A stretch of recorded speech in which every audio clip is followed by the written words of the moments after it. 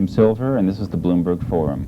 My guest today is Richard Thalheimer, founder and chairman of SHRP Image Corporation, which is well known for its stores and catalogs featuring all sorts of unusual gizmos and gadgets. Thalheimer started this company in 1977, saw it grow rapidly in the next decade, took it public in 1987. The company went through some tough times after the 1991 recession until about 1993. It now appears to be back on track, reporting a string of double-digit sales gains this past year. First of all, thanks for being with us, Mr. Thalheimer.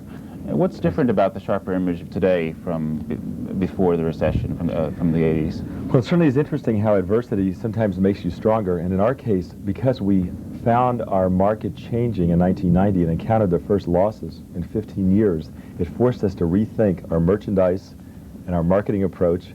And out of those changes, we really did a lot better. The first thing we did was we started introducing price points that were lower and more appealing, like $39 and $49 and $59 price points, instead of everything being $200 or more. We also tried to make the products more functional, like our snore control or our custom luggage. So those are a couple of items that have done really well for you in those particular... Yes. I'll jump ahead of my question list here. How important are occasionally some key products, a few key products, to the company's success or lack of it in a given quarter? Yes. Can one or two products really make the difference? Well, actually, what's been more important than one or two products is the fact that we've shifted from brand name items, the Sharp, Panasonic, Sony products we used to sell in the 80s at very low margins, I might add, and shifted toward products that we make ourselves or that we private label. So a basket of 20 to 50 products that we make ourselves or that we private label have really driven the company's sales. And it's not so much that any one product changes a season, it's more important that we've got 10 or 20 products, all that sell great. And they range from so many different areas, from the motorized tie rack to the luggage, to the snore control, to a sound soother that covers up noise when you go to bed at night. And all these areas sell well for us. So I don't think it's any one item, but it certainly is a group of products. Give me an idea of the gross margins you're looking at on the brand, the well-known brands, the lesser-known brands in your in-house. Well, this has been the exciting part. We used to get 30% margins. 30% of the retail was the margin on an electronic branded good. Typically, products we buy from others average about 45 points. And then the part of the company that we private label, or that we make ourselves, which is about 15% of sales, averages about 65 to 70% margin. So obviously our goal the next few years is to get the percentage of sales of our SHRP Image design products up to 25 or 30% of sales. So this emphasis on the design, you've had to create a design staff in-house now. Yes. Has that sort of transformed the workforce somewhat? Or well, it's been an interesting change. Now we spend a lot more time taking a sample of a prototype around the office, asking people, what do you think of this? Do you like this feature? And those 5 people that helped me design the products have really changed our company. So you're very much involved in that design process yourself? Yes. Our president really runs the day-to-day operation of the business and oversees the 74 stores in the U.S. My job as chairman, it really is to look at the overall picture, but most importantly, come up with those product ideas, supervise the creative of the catalog, and the development of the products. So you get to do some of the fun stuff. That's the fun part. It's like, people think it's like Tom Hanks in Big. Yeah. It's not quite that much fun, but... It's like with Ben Cohen at Ben & Jerry's, who wants to be the taste tester. Yeah. I think I'd rather have that job. Well, one new thing you have going now is the SHRP Image Spa catalog and stores. Yep. I know you wanted to let us know about that. Well, I'm really excited about this. This is being mailed this month, Jim, and this is our first effort to now go after the female customer. You know, SHRP Image typically appeals to men, 45 to 55 years old, 100,000 plus income. And our customer is 70% men. This catalog is really designed to go after the woman customer, and this is going to be a target of 70% women, same professional managerial person. Because, interestingly, women do buy the products in the SHRP Image, but they don't know what products we sell because they don't look at our catalog, and they don't go in our stores much. This catalog is designed specifically to target that woman and to get her to look and see what we sell and to go into SHRP Image Spa stores as well as the SHRP Image stores. Is there any overlap of products between the two catalogs? Definitely. About half the products are the same in both catalogs. I mean, just for example, the 1-second ear thermometer. You put it to your ear, you get a temperature reading in 1 second. Well, that's a product that every woman values as much as a man, but most women don't know we sell it. So now this is going to be stores and catalogs. What's your goal for how many stores you're looking at? Yeah, we've got 74 regular SHRP Image stores. We're going to open 3 spa stores in early summer. If that goes well, our plan is to add 10 to 20 next year in 1996. All over the country, or in no particular region? Okay. Well, the first 3 will open in San Francisco, St. Louis, and Chicago, just because those were the 3 test markets we chose for no particular reason.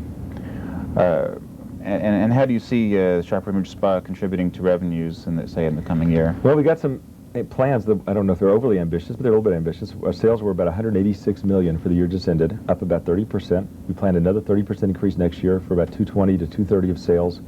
Spa, we hope, will be $15 million of that 230. Okay. I'll just point out that you had comp store or same store sales of 18%, an 18% gain over the past year. I think that's for the average full year was 18%. In January was 22%, and December, November combined was a 21% comp increase. Mail order was up 65%, so it was a really good year for us. Do you see it? You see yourself being able to maintain the double digits in the next year? It's hard to do comp store numbers like that 2 years in a row. I think our plan for the coming year is to see our earnings, which doubled in this past 12 months, to show at least a 30% gain in earnings. And we want to do that on about a 30% sales increase, which translates into a comparable store increase of only about 6 to 8% increase in comp stores. So that's down from this year. If we do better, if the trend continues, then our earnings will do better than that 30% goal.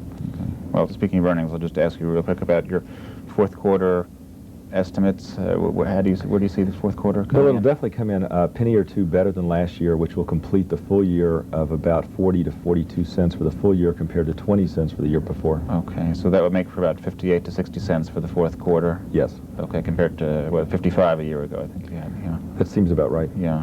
You have looking over your earnings from the past few years, it's primary. The fourth quarter is extremely important for your company, more than most retailers. It seems you're usually posting losses in the first 3 quarters of the year and a big profit in the fourth quarter.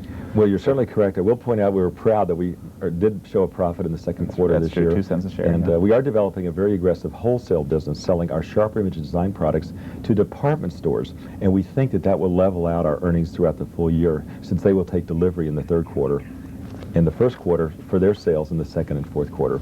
That wholesale program is basically where we take a Sharper Image Design product like the motorized tie rack, where we have large margins, and then we can wholesale it under our name to leading department stores like Federated Chain, Saks Fifth Avenue, Neiman Marcus. And I think the Sharper Image Spa, I guess, will also be more of a year-round business. Well, we do think that it will be a more balanced business than just the gift business of the men's Sharper Image. Okay. Talk to me about television a little bit. In September of 1993, when you announced that you're going to be marketing products to the QVC shopping channel, the stock went up 77% in a day. And wow. So people are obviously excited about the whole concept of getting a niche on getting a spot on TV. And more recently, you had plans to sell products on Catalog One, the Time Warner Spiegel joint venture, but now they've recently announced a cutback in the number of hours they'll be broadcasting. So first of all, what happened with the QVC, and what does the Catalog One change mean for you? Well, we love being a participant on QVC. The Sharper Image Hour, which we did twice with them, was very successful, and we sold hundreds of thousands of dollars. It was a great result. So we liked that so much we wanted to participate in the new Spiegel Time Warner Catalog One venture. So we dropped out of QVC, we joined Catalog One because we couldn't do both. And I've been a little bit disappointed that we haven't gotten a rollout of the circulation of Catalog One with Spiegel Time Warner. We were very satisfied with our personal results. I think they found that because of the FCC rules on cable, it didn't really pay out for them to want to buy up more channel time. So they didn't really get the rollout we expected. As a result, now we're looking at all the options again. We are talking to some different parties. We want to get involved with TV shopping in some way. But as I'm in this business more and more, I've come to think that the CD-ROM format of literally sending people a disc they can put in their own computer may make more sense today, this year, maybe not 5 years from now, but today it's very good because that will give you the interactive catalog, the interactive choosing of what demonstration of what product you want to see when you want to see it, that cannot be delivered over analog TV right now. Maybe 10 years from now it can. But today, the only way you get that fun interactivity is to send people a CD-ROM catalog. So our goal this year, and we haven't talked about it too much, is to get a CD-ROM catalog under the Sharper Image name, solely our catalog, in the mail by next Christmas. And that'll be very exciting to see how that performs because our customer base has a larger installed ownership of CD-ROM players than almost any other catalog company I can imagine. And how do they, what's the logistics of ordering? How do you Well, they can do it 3 ways. If they have a modem, they could press a button and automatically transmit their pre-stored information to our order center. Or they could print out a fax order form where they pre-stored their information, their name and their credit card, and fax us the sheet. Or they could just pick up the phone and dial the toll-free number. Now, when Spiegel and Time Warner announced the cutback of Catalog One, I think Spiegel also talked about creating an internet shopping service. Yes. Which also was something that computer users can use, but it's not the same as the CD-ROM catalog. Is that something that you would be on? Well, it's very important to consider that. And right now we are participating in the America Online shopping service, which is available if you're on the internet. You can generally you subscribe to America Online, and you can get an abbreviated version of the SHRP Image CD-ROM catalog right now. But we're going to expand that tremendously when we send out our own CD-ROM catalog. And how much is all this contributing? So for instance, QVC, the revenues we're getting from QVC, right. And how much do you expect from CD-ROM? Well, in our current earnings and in our projections, we have put in nothing for either current profits from these ventures or future profits, because they are speculative and they're somewhat untested. I think it has tremendous potential a year or two out, but we're not counting it in our goal of 30% earnings growth right now. Okay. I just wanted to ask a little bit more, actually, about Sharper Image Spa.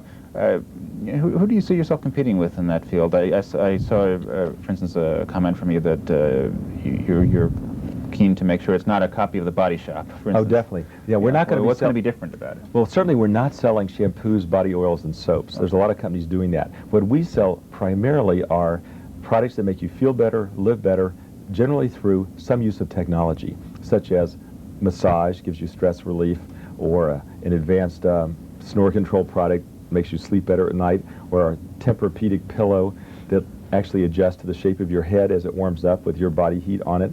So these products generally are not found anywhere, and I don't think there is any competition for this concept right now. It's kind of a combination of the personal care and the gadgets. Exactly. Yeah. It's making these gadgets benefit-oriented for the woman shopper.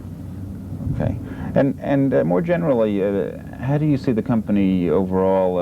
Who's the competition for the company? Do you see yourself more going against catalogers or against the consumer electronics retailers? Well, as we moved away from brand name consumer electronics, I finally was able to stop going into every Radio Shack and Circuit City I ever saw, because I always had this nervousness, I better go in and check the prices. Now I don't have to do that anymore, thank goodness. And really, as we sell more and more products that we make ourselves, the Sharp Image Design Group, I don't think we really have much direct competition in that area. But realistically, there's a lot of companies that variously compete with us, whether it's health products at Paragon or whether it's a novelty at Brookstone. There are different companies that have a piece of what we do. The products we make ourselves, none of them have unless we sell it to them. Okay. I just wanted to ask a question about more from the stock angle of a company. You went public in 1987. You've talked about the possibility of having a secondary offering. Right. When might that come about? Well, you and I talked earlier. The stock went public in '87 at $10. Today, between our management and me, we own about 70% of the company still. So it's not the largest float out there. The stock's stayed pretty much around 7 the past year, and we would like to finance our current retail plans, which are somewhat aggressive for the next 2 years, out of our cash flow. We have enough cash flow to do that. About 20 months from today, 24 months, we'll begin to run out of cash. We would want to do a secondary offering at that time if we continue this more dramatic store expansion, and especially if Spa takes off and we want to ramp up to maybe 100 stores over 4 years, we would definitely have to do secondary, but that's still about a year or two off. I see. The revenues from the new stores would not be sufficient to maintain the pace? Well, we'll have to see. We've been funding all of our growth the last 3 years out of our cash flow, but I think stores will require enough capital expenditures that eventually we'll want to raise some cash. Okay. All right. Well, thanks very much for being with us today, Mr. Thalheimer. We've been speaking with Richard Thalheimer, chairman of the Sharper Image Corporation. At the Bloomberg Forum, I'm Jim Silver.